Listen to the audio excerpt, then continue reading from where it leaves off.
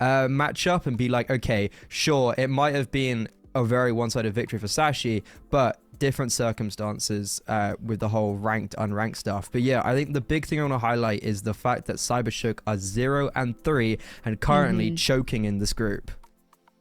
It's you could even call it a cyber choke.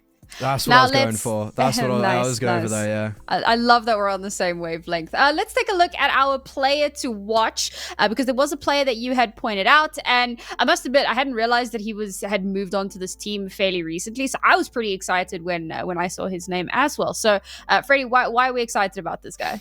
So Glowing brings an immense amount of experience, and we have a lot of teams within this kind of tier of Counter-Strike from the CIS region that are notably filled with a bunch of youngsters. There's honestly their list goes on, right? And you have this team where you have like honestly young players like 19-year-olds coming from academy leagues, at best like a 22-year-old maybe, Fenneman 20 years old, and then boom, you add in Glowing, who's 31 years old, comes with a wealth of experience on 1 win on 9 pandas. He's literally competed against the best in the world with some of the best players in the world at some of the best tournaments, and he's done very well. He's also, I'm pretty sure he's won a few LANs regionally and internationally, and I'm not gonna lie, his performance also is there, and I think he adds a big wealth of experience, but also stability and the firepower for Cybershock. And I love their last roster. I love Levantino and Trunic,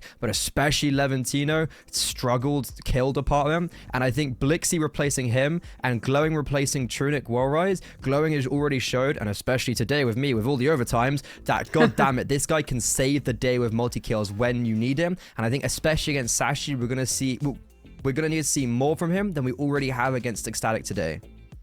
And I've already noticed that there's a bit of a change up in the veto in terms of the last time that these guys played against each other, which was about 2 weeks ago or so, in one of the CCTs, and they had played Nuke and Ancient. But this time around, we're actually seeing a pick into Mirage instead. And I'm curious if you had any insights into why Mirage might be the pick. We know it's one of the more puggy maps. It's a map that teams that are maybe less confident can really do well on. Do you think it's something that's simplistic, or do you think that Cybershock maybe had a specific reason for wanting to move on to this one?